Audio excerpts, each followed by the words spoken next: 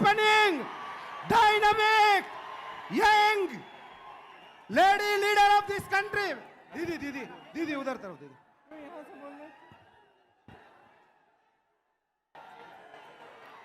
जय बोलो तेलंगाना. कौन सी दिया कोरता उन्नम. जय बोलो तेलंगाना. बहनों और भाइयों, आप इतनी बड़ी तादाद में आज यहाँ आए हैं. गर्मी में मेरा इंतजार किया है और मेरे आने के बाद मेरा स्वागत इतने प्रेम से आपने किया है, इसके लिए मैं आपकी बहुत बहुत आभारी हूँ. श्री मानिकराव ठाकरे जी, श्री रेवंत रेड्डी जी, श्री भट्टी विक्रमारका जी, श्री उत्तम रेड्डी जी, श्री जीवन रेड्डी जी, श्री जाना रेड्डी जी, श्री हनुमंतराव जी, श्री पोनल्ला लक्ष्मैया जी, मोहम्मद अजहरुद्दीन जी, श्री बलराम नायक जी, श्रीमती रेणुका चौधरी, श्री अली शब्बीर जी, सी तक्का जी, श्री मधु गौड जी, श्री जग्गा रेड्डी जी, श्री के राजू जी, श्री नरसिम्हा रेड्डी जी, वामसी जी, संपत जी, नदीम जावेद जी और रोहित चौधरी जी. यहाँ पर उपस्थित मंच पे सारे कांग्रेस पार्टी के नेतागण, पदाधिकारी और यहाँ पर जितने भी उपस्थित कांग्रेस पार्टी के कार्यकर्ता हैं, आप सबका इस सभा में बहुत बहुत स्वागत. आप तेलंगाना को मां बोलते हैं. ये एक जमीन का टुकड़ा नहीं है आपके लिए, ना एक नक्शे पे बनाई हुई लकीर है.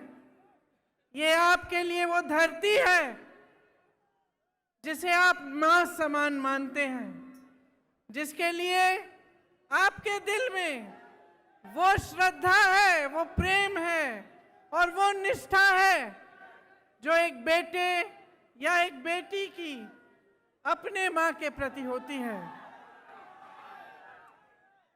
शायद आप हट जाएं तो देख पाएंगे. इस धरती के लिए दिख रही हूं.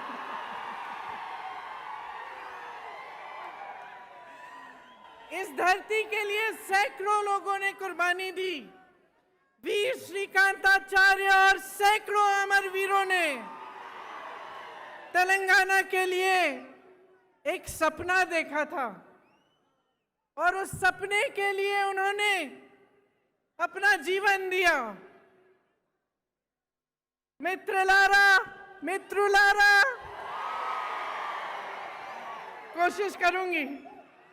तेलंगाना विद्यार्थी अमरवीरल्लू ए आकांक्षाल कोसम आत्म बलिदानल्लू చేసుకున్నారు. ठीक बोला? उनकी क्या इच्छा थी, उनकी क्या आशा थी? उनकी इच्छा थी, उनकी लड़ाई थी कि यहाँ के युवाओं के लिए रोजगार बने, कि आने वाली पीढ़ियों को अपना पूरा हक मिले, उनके साथ ज्यादती न हो.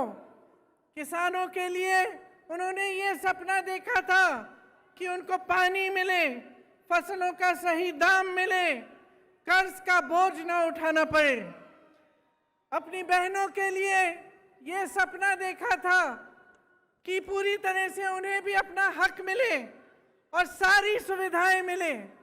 वारंगल, रेड्डी, नलगोंडा, करीमनगर, महबूबनगर जैसे शहर भी हैदराबाद की तरह विकसित हो, उनका नाम भी पूरी देश दुनिया में मशहूर हो. ये शहीद जिन्होंने तेलंगाना के लिए अपना जीवन दिया, ये चाहते थे कि बाबा साहेब अम्बेडकर, महात्मा फूले जी, कोमरम भीम जी का जो सपना है वो साकार हो, सबको सामाजिक न्याय मिले, सबको समान हक मिले। पूरे तेलंगाना का यही नारा था, नीरू निद्दलू नियामकालू। पानी, फंड्स और रोजगार, यही आप सबका नारा था। इसके लिए सैकड़ों कुर्बानियां दी गई। किसान, युवा, महिलाएं, दलित, आदिवासी सब आंदोलन के नायक थे। यहाँ की बेटे, यहाँ की बेटियां इस आंदोलन के नायक थे। ऐसा कोई एक नेता नहीं था जिसने इस आंदोलन को आगे बढ़ाया।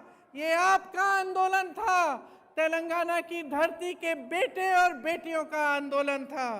उन्होंने कुर्बानियां दी, उन्होंने आंदोलन किया और इन कुर्बानियों की वजह से आज हम तेलंगाना प्रदेश में खड़े हैं।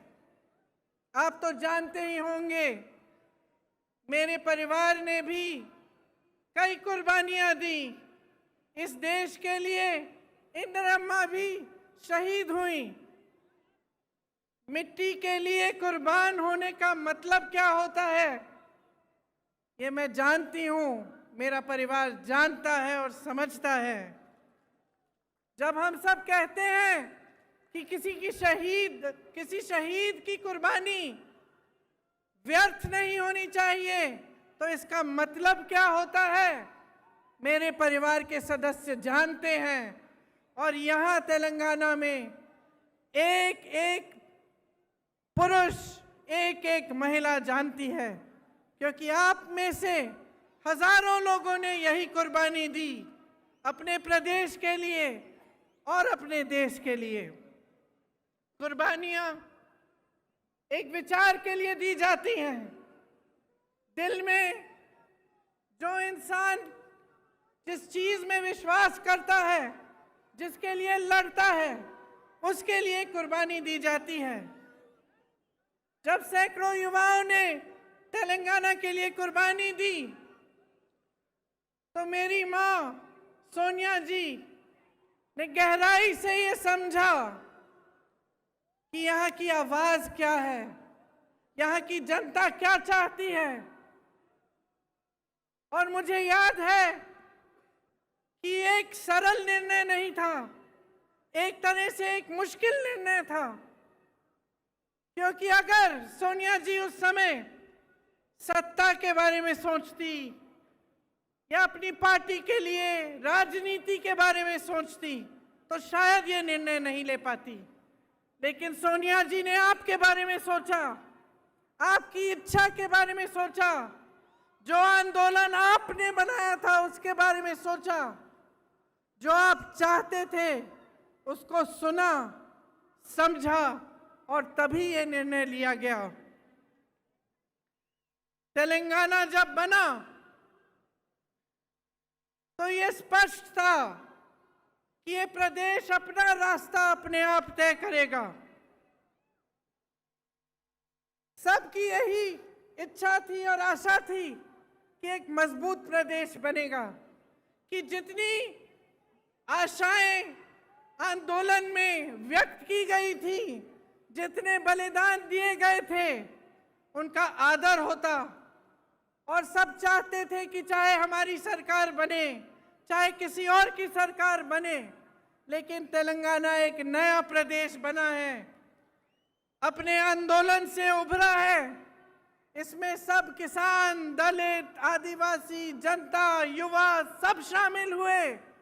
तो हम सब चाहते थे कि कैसी भी सरकार आए, चाहे हमारी सरकार भी ना हो, लेकिन तेलंगाना के लिए कुछ अच्छा करके जाएगी और कुछ बनाएगी और आपको विकसित बनाने के लिए दिन रात काम करेगी। लेकिन अफसोस की बात है कि जो सपना और जो आपकी इच्छा थी नीरू निदलू नियामकालू की, वो अभी तक पूरी नहीं हुई। आज परिस्थितियां ये है कि सत्ताधारी नेताओं को ही पानी मिल रहा है। सारा फंड सत्ताधारी नेताओं को ही मिल रहा है और सारी जो नौकरियां हैं यहाँ के युवाओं को मिलने के बजाय उनके करीबियों और उनके दोस्तों को मिलती हैं। ये आपका सपना नहीं था। बीआरएस सरकार यहाँ एक शासन चला रही है जिसमें आपके सपने साकार नहीं हो पा रहे हैं। उनको शायद ये लगता है कि ये प्रदेश उनकी जागीर है और वे इसके नए जागीरदार हैं, लेकिन इसके लिए आप नहीं लड़े। इसके लिए आपके बहनों, आपकी भाइयों ने बलिदान नहीं दिया। इसके लिए आपका आंदोलन नहीं चला। आपका आंदोलन इसलिए चला कि आपको अपना पूरा हक मिले, कि जितने रोजगार बन रहे हैं वो यहाँ के युवाओं और युवतियों को मिले। और इसीलिए जब बीआरएस की सरकार ने कहा कि वो आपको कर्ज मुक्त करना चाहती है और ये वादा दिया, 2.5 लाख किसानों पर आज भी 1.5 लाख रुपए का कर्ज है। 2.5 लाख किसानों पर,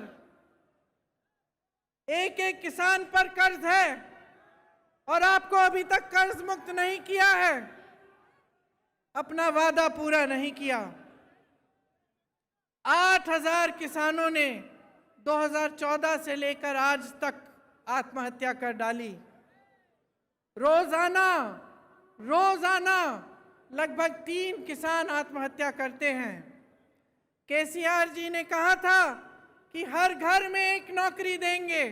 मैं आप सबसे पूछना चाहती हूं, आपके घरों में नौकरी मिली कि नहीं? नहीं मिली। नहीं। यहाँ के हाल में यहाँ के 40 लाख युवा बेरोजगार हैं। 2018 में इन्होंने कहा था कि हर महीने 3,000 रुपए बेरोजगारी का भत्ता मिलेगा। आपको मिल रहा है ये भत्ता? अगर भत्ता देते तो एक युवा को आज 1.5 लाख से ज्यादा रुपए मिलते। क्या मिल रहे हैं आपको? क्या मिले आपको? 2 लाख नौकरियों के पद खाली पड़े हैं, सरकार में भरे नहीं गए हैं, आपको नहीं दिए गए। भर्तियों का खाल देखिए, टीपीएससी का पेपर लीक हो गया, कोई एक्शन लिया इन्होंने? किसी पे कार्रवाई हुई? जिन बच्चों ने मेहनत से पढ़ाई की थी, जिनके माता पिता ने अपनी मेहनत और ईमानदारी की कमाई से उनकी फीस दी थी ट्यूशन के लिए, उनकी कोई मदद, कोई सहायता हुई? तो पिछले 9 सालों में 12 स्टेट यूनिवर्सिटीज में एक भी भर्ती नहीं हुई है। सोचिए आप, ओस्मानिया जैसी तमाम यूनिवर्सिटीज टीचर्स और फंड की कमी से जुड़ रही हैं। एक भी सरकारी यूनिवर्सिटी नहीं बनाई गई। प्राइवेट यूनिवर्सिटी जरूर बनाई हैं जिसमें आपको लूटा जाता है और फीस इतनी ज्यादा होती है कि आधी जनता तो उसको दे नहीं पाती। एससी, एसटी, ओबीसी, माइनॉरिटीज के लिए 15 लाख विद्यार्थियों के 4,000 करोड़ दबाकर बैठी है सरकार और कुछ नहीं किया है। भर्तियां नहीं हो रही हैं अध्यापकों की, कोई नौकरियां नहीं मिल रही हैं युवाओं की। तो ये परिस्थितियां हैं आज आपकी। आपको बहुत चीजें कही गई थी, बहुत वादे किए गए थे, लेकिन वो वादे पूरे नहीं किए। आप शायद जानते नहीं होंगे कि बच्चों के स्कूल भी कम हो गए हैं।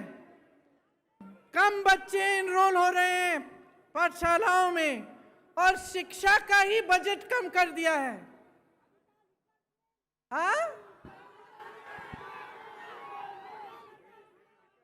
आप सोचिए,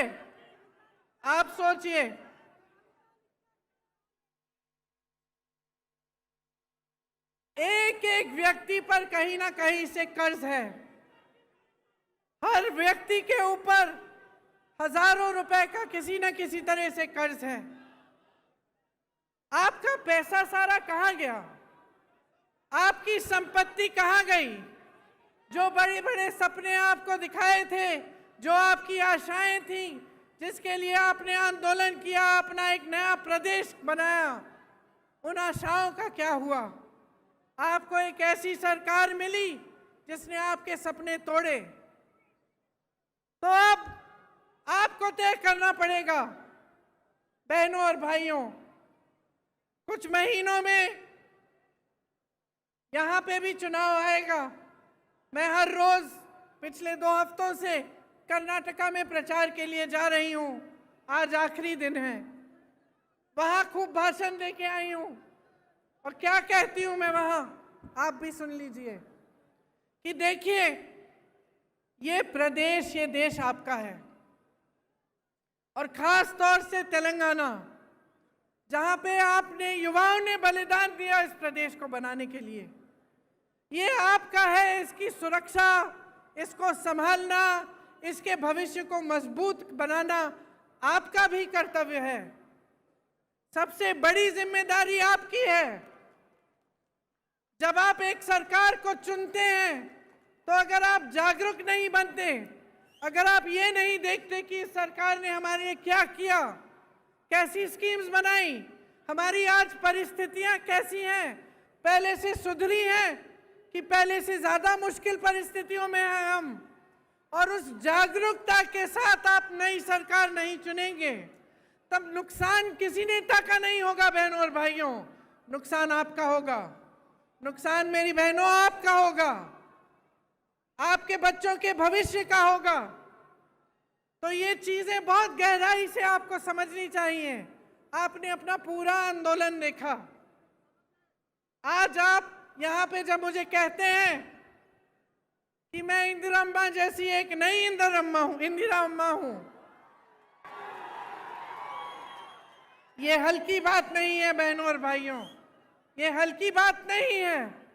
जब आप ऐसे कहते हैं तो मुझे अपनी जिम्मेदारी का एहसास होता है, क्योंकि आप उस महिला को याद कर रहे हैं जो 40 साल से पहले ही गुजर चुकी हैं, शहीद हो गई देश के लिए 1984 में। आज हम 2023 में हैं, लेकिन आप उनको श्रद्धा के साथ, श्रद्धा पूर्वक, प्रेम के साथ याद कर रहे हैं, और आप अभी भी आशा रख रहे हैं कि उनकी तरह कोई आपकी मदद करे, क्योंकि वो एक ईमानदार नेता थी, अपनी देश के लिए समर्पित थी और आपके भविष्य के लिए समर्पित थी। तो जब आप ऐसा कहते हैं तो मेरे मन में एक बहुत बड़ी जिम्मेदारी का एहसास होता है कि आपके सामने खड़े होकर मैं ना झूठे वादे कर सकती हूँ, ना झूठी बातें बता सकती हूँ, और आपके सामने जब मैं खड़ी होती हूँ तो ईमानदारी से मैं सच बोलना चाहती हूँ, और मैं यही कहना चाहती हूँ जिसमें आपकी भलाई है। इसीलिए आपने सोनिया अम्मा का नाम भी लिया, और आपको मालूम है कि आपके प्रदेश को बनाने में उनकी भूमिका बहुत रही। मैं उनकी बेटी हूँ। यहाँ अगर आपके सामने खड़ी हूँ तो मैं समझती हूँ कि ये निर्णय उन्होंने पूरी जिम्मेदारी से लिया और वे भी आपके लिए आजीवन समर्पित रही। तो अब आपकी भलाई की बात क्या है? आपकी भलाई की बात यह है कि आप एकदम जागरूक बने। आजकल जैसे राजनीति यहाँ चल रही है पूरे देश में कि काम कोई नहीं कर रहा है, दूसरों के काम पर अपना नाम डाला जा रहा है। चुनाव के समय आपकी बातों को करने के बजाय दुनिया भर की बातें चल रही हैं। धर्म के नाम पर, जाति के नाम पर आपको गुमराह किया जाता है, आपके जज्बातों को उभारा जाता है ताकि आपका वोट मिल जाए, सत्ता मिल जाए, और उसके बाद कोई काम करने की जरूरत नहीं है क्योंकि 5 साल बाद फिर से आपके जज्बातों पर वोट मांगेंगे, अपने काम पर वोट नहीं मांगेंगे, विकास पर वोट नहीं मांगेंगे। ये जो bye bye Modi, bye bye KCR आपने लिखा है, अगर आप सचमुच बाय बाय चाहते हैं तो अपनी जिम्मेदारी को समझिए। जो पार्टियां आपको बता रही हैं उनको परखिए, पढ़िए, देखिए कांग्रेस पार्टी क्या कह रही है। आज ये हैदराबाद का यूथ डिक्लेरेशन किया गया, ये आपका सम्मान है कि हम आज ये डिक्लेरेशन कर रहे हैं। और हम सब नेता यहाँ बैठे हुए, सब जो यहाँ मौजूद हैं, इस डिक्लेरेशन के लिए आपके प्रति जवाबदेह बनेंगे। अगर हमारी सरकार बनेगी, 5 साल बाद ये काम नहीं किए गए तो हमें निकाल देना।